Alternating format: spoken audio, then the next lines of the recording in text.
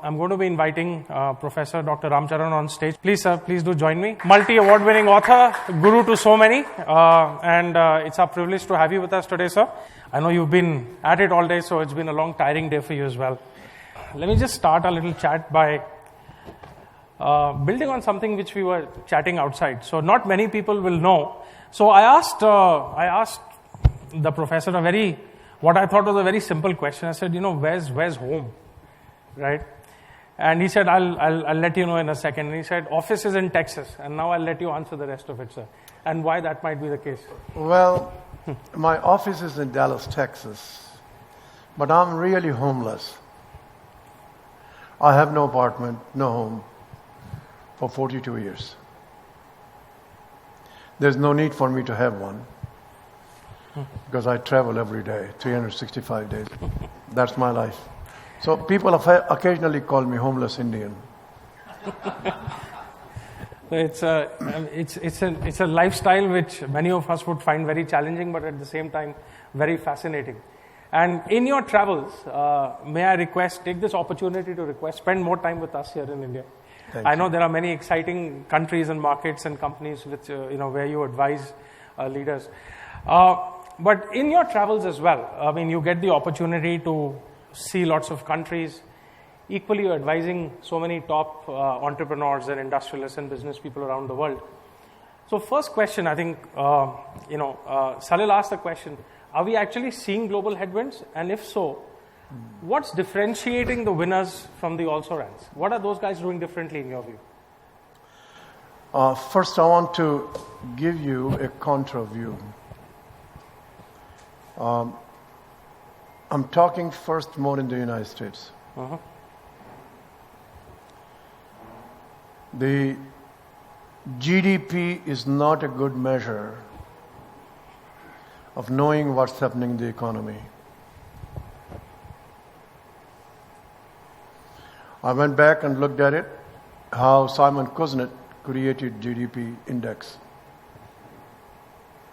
We have number of activities in the economy that are not priced, and therefore they are not in GDP.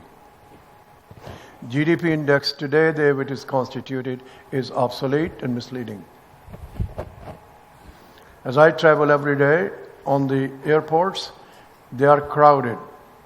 Economy is really going well. And so that's item number one, that we need to find other ways to see where the economy is going. Number two, my very good friend wrote the article in Fortune in the last issue and saying that the index is now showing the possible recession. I'm going to call him, he's a good friend. The indices you're looking at are manufacturing based, they're not service based. Think about that one. Economy in America is doing well. Composition has changed dramatically. A large number of people moving into logistics, delivery. Their pays are low. There's a huge productivity improvement by digitization. So we may not see such a growth, but I assure you, even though I'm not a predictor, I'm not an economist, and that's the good news. There is no recession in America next year. Okay. I look at Ray Dalio, who predicts everything year and a half. I worked for him. And Ray Dalio looks at the previous history, and he predicts. Year and a half he's been saying, George Soros has been saying, recession is here. There is no recession in America. Now, Fed may do some things that can extend it. Sure. I have no idea. I believe Trump will try to get another tax cut. Go ahead. Okay.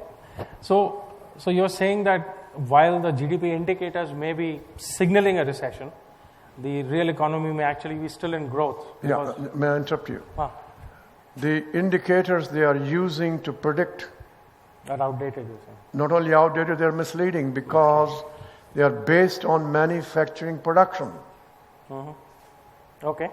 Manufacturing is in a secular decline. Sure. And services is where sort of Services and number of things that are free and they're not priced and they don't show in GDP. Sure.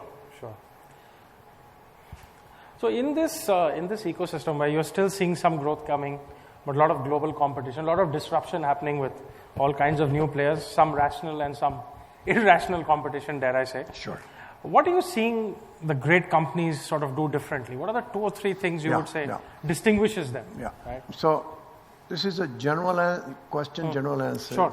But if I look at, many of you know that I spend a lot of time in China. I go to China twice a month. I have a lot of Chinese clients. I'm on the board of 2 companies in China. And I see that. And I can see within there too. The 3 fundamentals have never changed. They remain for good companies. The focus on the customer continues to be intense, whether you're up, whether you are down. And they begin to see, is the recessionary period causing a seasonal change, a cyclical change, or is it a secular change? Or is it a structural change? Great companies do that better than many others. And the key is to figure out is this structural change. Many of you are here linked with the auto industry. It's a structural change. Entertainment industry is a structural change. And you can go on from there. A structural change is different than the recessionary change. Sure. So they figured this out. Number 2, after the customer side, because it causes segmentation change, market twisting, is they continue to invest in the innovation. In the digital companies, it's a continuous innovation.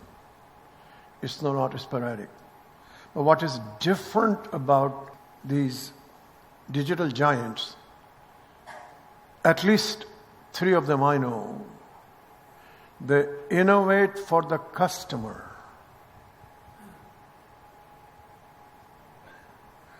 Innovate what is more convenient for the customer. What is cheaper for the customer? And they continue to invest. And then the people development continues. Those 3 things stand out. So when you say people development, that's the investment in talent and training. Oh yeah, they continue. They don't stop it. They don't stop that. No. Whereas other companies tend to cut back on training budgets and stuff. No doubt. So you're saying they're almost diametrically opposite, because the conventional wisdom is slow down, training budgets get cut and innovation gets cut and so on. And yeah, so on. no, they're the other way around. Okay. And they're able to see the structural change.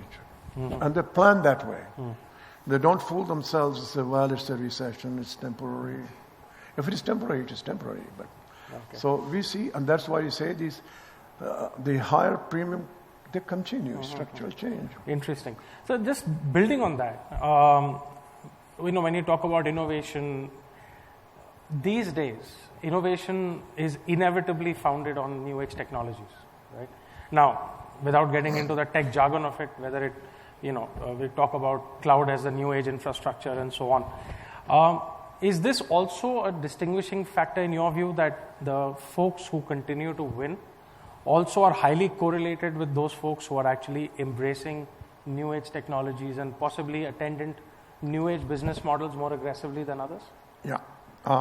First, I'd like you to know, and I think all of you know this, if I could segregate technology in 3 categories, these 3 are totally arbitrary.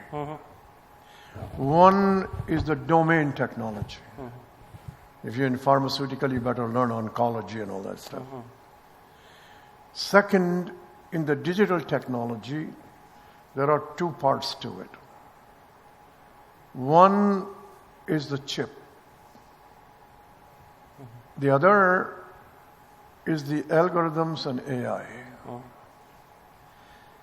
All of you know this, algorithms and AI, they got developed 100 years ago. They are available. There are 250 of them. There are new ones being developed. Every young kid can get it, download it, knows how to do the software work. AI is a combination of deep learning, machine learning, and all that. And I see in China, I've got 15 companies, we do all this stuff. And they download and do that. That's not something American anymore. It was. It was French also. The first most important, that is used by most of us anywhere you are, was invented in 1763. Think about that. The chip technology is American. And there are 4 companies in the world. If they stop supplying to any country, that country can't move. 4. 1 in Netherlands, 1 in Taiwan, 2 in America. And I know Trump has put his foot on. He's forcing the hell out. And so chip technology is the one that is the American equation going forward. Right. Chinese, don't anybody tell you, because I'm inside Chinese in these companies, don't let anybody tell you that they have it. They have the publicity. I'm telling you, they don't have it. Interesting. Taiwan does. I consult with one of the chip companies in China, and they keep telling me, take me to Qualcomm. I say, I can't. This is before the Trump situation. I got an Indian in Qualcomm. Very nice. He says, Ram, we can't do that. Interesting. So you feel, I guess, by extension, that one entire vector of future competition is going to be around the chip battles, and not just at the sort of the IoT and cloud level, but really at No, it's going to be other things. I should tell you, this has happened now. Many people are not aware of it. Right. Number 1, yours truly has recommended to the right person to put chip manufacturing in India. It's moving. It's not just ideal. Whether they announce it or not, all this being worked out. We will have chip manufacturing in India. It's very important to us. Second, I'd like you to note this. This is what I call early warning signals. I'm giving you facts. Number 1, you already know that Trump and Wilbur Ross, who's the Secretary of Commerce, and Lighthizer, they're clearly stopping the flow of technology to China. Everybody knows it. 4 weeks ago, Japan announced the same process for technology flow. 2 weeks ago, I was in Bangkok, and the Prime Minister was there. And he decided, I think rightly so, not to sign the RCEP. He has clearly said, we can't afford, different words, from 1.6 billion deficit to 44. Many of us don't know cumulative deficit with China is close to 600 billion. I had personally met Digvijay Singh in the US Congress twice to communicate to Manmohan Singh. India can't afford a cumulative $1 trillion trade deficit. It's hard cash. And if there is a dispute in water, China will have the upper hand. So India first, America first. China has always been first. We now have a new trend, and Japan is saying first. So we have a new trend in the global game. So more and more national walls going up, and the wars. There is a reason. That was not the case until China rose to this area. So the Chinese has trade surplus from almost every country. Absolutely, sir. Let me just get you back to the previous thing, and I guess just closing from my perspective. If technology is going to be so important to, or let me say IT or digital technologies going to be so important to next generation companies winning. This is a view I've personally held, and I'd like to kind of ask your views on it, sir. Right? So if you go back maybe even 20 years, most boards were sort of middle to senior in age and pretty much all male. Yeah. And then through a mix of enlightenment and regulation, we had more diversity coming in, both in terms of gender diversity and race diversity and so on. Has the time come for boards to have at least one representative who's sort of 20, 25 years old, just to give a different lens of technology and so on? So those who were with me all day, I mentioned you have two spectrums of the board. On the left side, I had compliance board. They don't do any strategic work. You finish the meeting in 90 minutes. You go through this stuff. Then you have the boards who actively do something. So I'm talking these boards. And yes, very few boards have begun to do that. You won't believe this was true. Somebody's son has gone to MIT, done something, put him on the board, younger child, so to speak, so he's raising the issues, and that's getting there. So if the board is active, then it is good. If the board is not doing anything, it's a waste of time. Yeah, but my question is in the context of sort of exactly. active boards. You've got to do that. Now I want to tell you, real stuff is a fact. I have been working with the board of GE for a long time. I've gone to executive sessions for 12 consecutive years. So at one point I proposed the name of the CEO of Cognizant, Frank D'Souza. First reaction was, he's too young. Anyway, they accepted him. He's 38 years of age, and they called me back and said, Ram, he's too young. So I happen to know the chairman of the governance committee very well. I said, Shelley, age is not indicator of youth. That's a good. I'll use that at some point. I think. I must tell you this. A year later, she calls me back and says, this is the fantastic addition to the board. Wonderful. He deserves it. I'm not putting because it's an Indian. Hell no. This man is very good. So you absolutely believe that we need to kind of get possibly the average age of boards down as well? No, see, I have a view, if I may say so. Or you need to have sort of mentally younger people at least? No. No? No, hang on, I've got to answer that. Go on. I never use the word average. One person can make a difference in the boardroom. Why not a younger person? Sure.